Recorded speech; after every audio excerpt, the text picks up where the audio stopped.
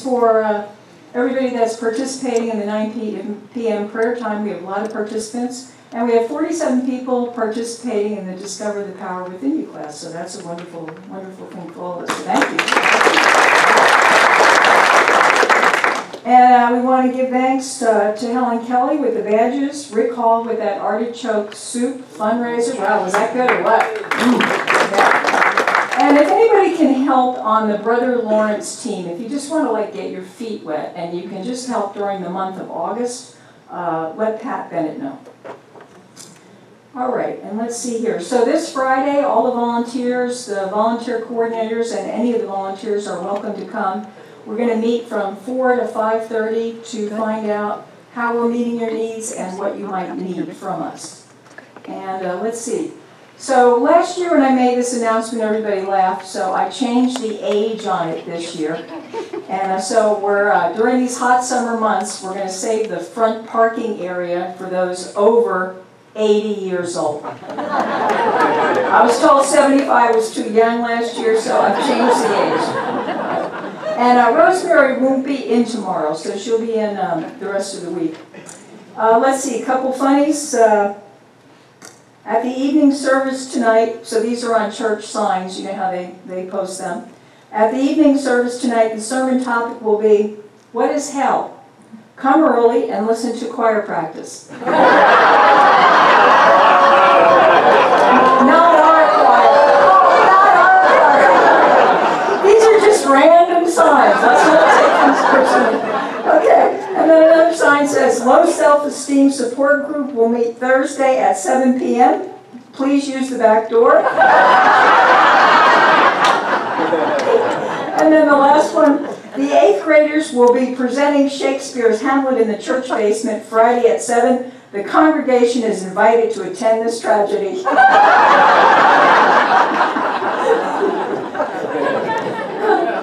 All right, so we're still working on Understanding Self, the Shadow, Part 2. If you weren't here last Sunday, we're studying this power of understanding throughout the whole month of July, and we've dedicated 2 Sundays to understanding the shadow, and that's why we're showing the movie too at 11:40. So Carl Jung defined the shadow as those parts of ourselves we would rather not be, or those subpersonalities.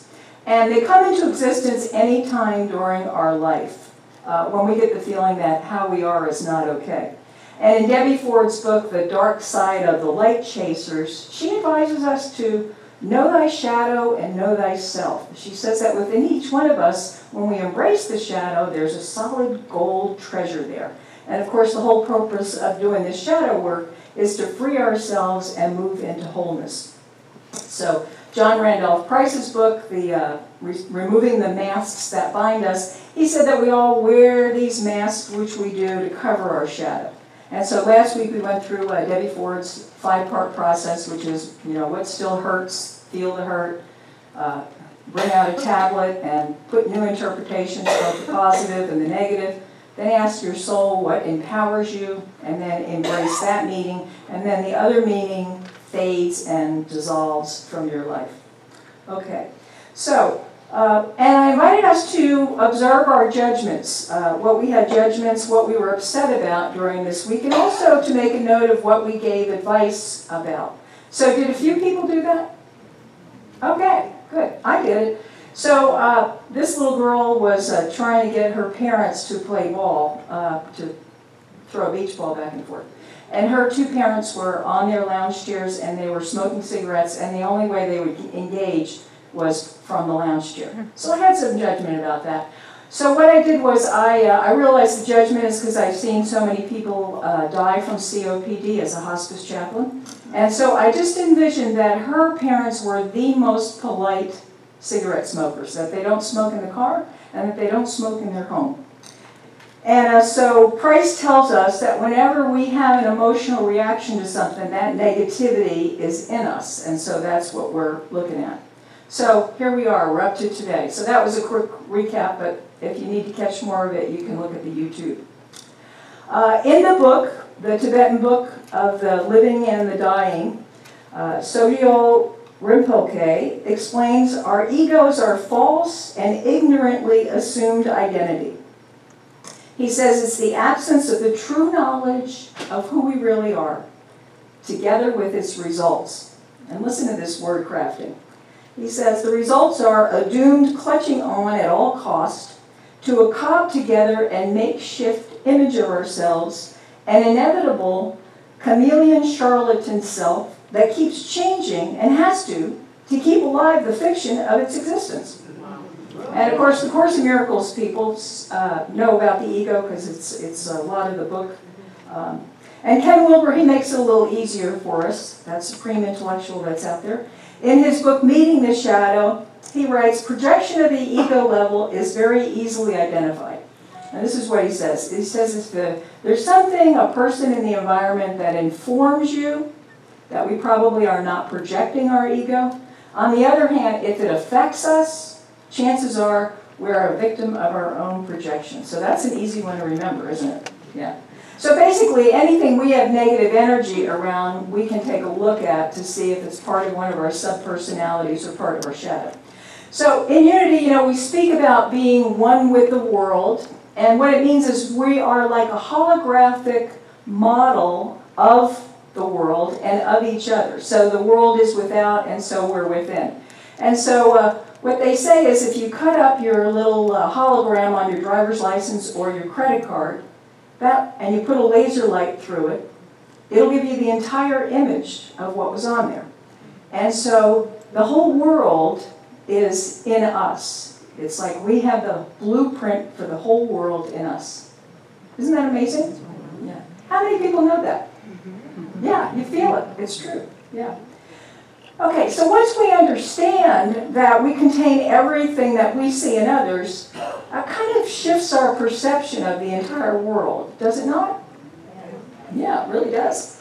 Debbie Ford writes that when she learned that what she wanted to do was embrace everything that she liked about herself and everything that she didn't like about herself or another.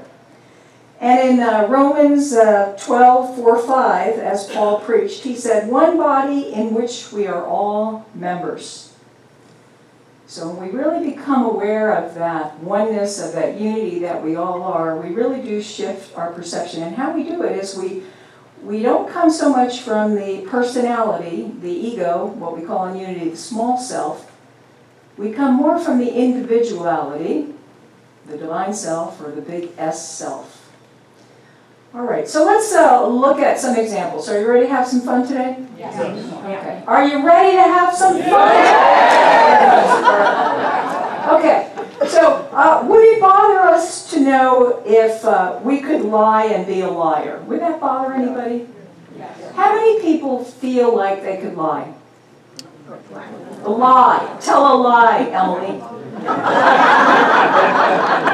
Okay, so let me give you this situation. So, you're in a different country where we don't have the same freedoms, and one of your relatives speaks out about something, and then they have to hide, so they come to your house and they're in hiding, and then there's a knock at the door, the Gestapo, and they say, is your relative in there? Now, I know some of you are thinking, it depends what relative. A loved relative, a loved one, okay? And couldn't we say right then at the moment, no, haven't seen them for years? How many people could do that? Yeah. So how many people could lie? Oh, much bigger show of hands. All right. What about cheating? How many people feel like they could cheat? Okay. How many people drive up, just a couple miles over that 35 mile? Okay. Now, how many people have ever done something stupid or idiotic? So it wouldn't bother any of us to be called stupid or idiotic. Sometimes I have to laugh at myself because when I'm really overtired, I take my clicker keys to my car and I try to open my front door. It's a sign that I'm really tired. Okay. And what about thieves? Now, our prisons are full of thieves and we're using our good taxpayer dollars to support them. Now, what about you? Could you steal? How many people could steal? Okay, so put yourself in this situation. You've been in this cabin for 5 days. You've got three screaming kids. You have no money and you have no food and there's no chance of any food or any money and you're going berserk with those screaming kids that are 24/7. Could you conjure up a plan to go to the nearest grocery store or convenience store and steal a loaf of bread? Exactly. For kids, I guess you would. Okay. And then, could we be homeless? Yes. Yep, much easier. The house could burn down, the hurricane or tornado could blow through here, or we could be swallowed up by the next sinkhole. Okay. Some people don't think that's funny. I'm not sure why.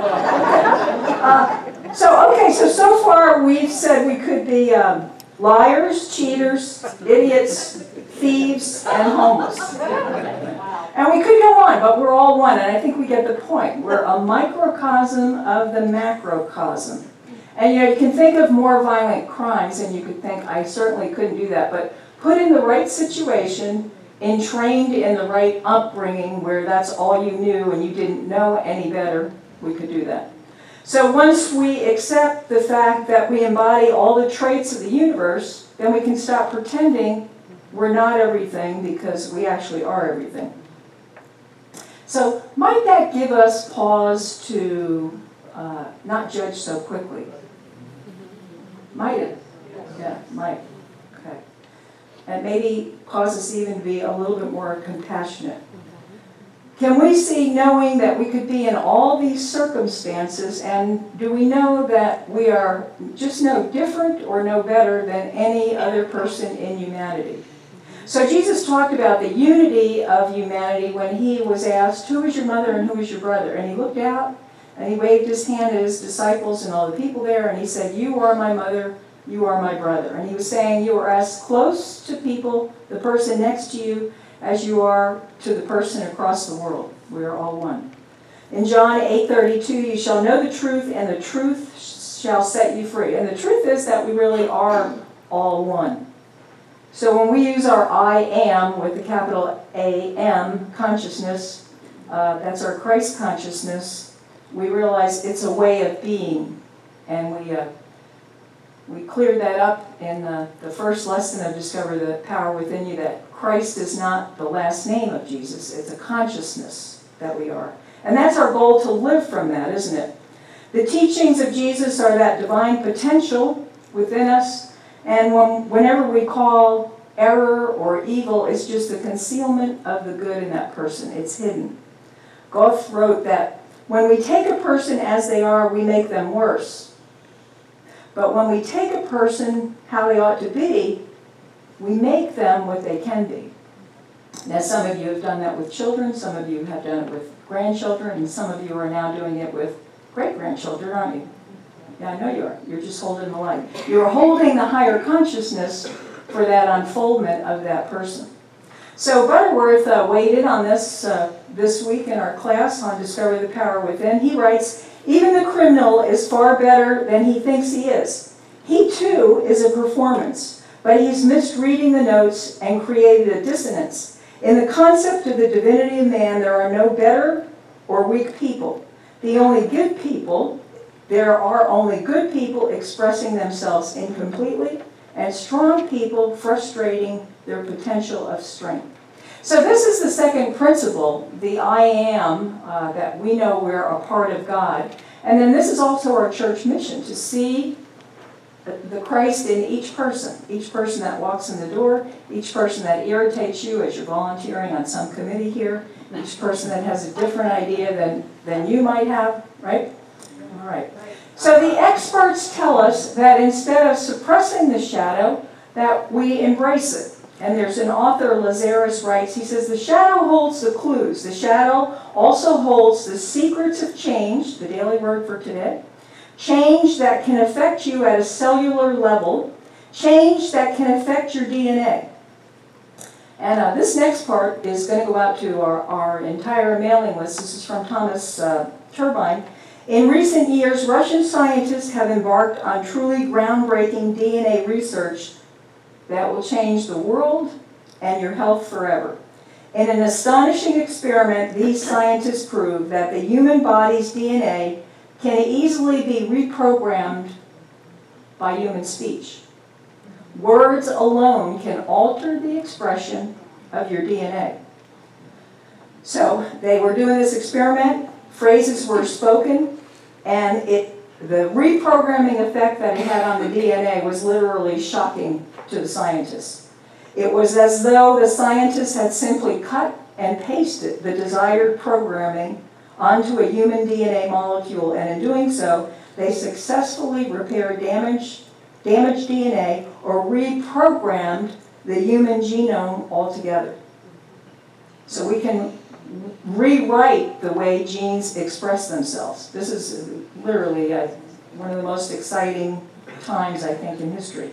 So this leads to spontaneous remissions from diseases such as cancer, heart disease, diabetes, and so on. So it appears that embracing all parts of ourself will help us to be less judgmental. And the thing about that is then we have less energy that we're truly wasting. And we can be 100% from our divine and what we're supposed to be doing here on this earth plane. Namaskar.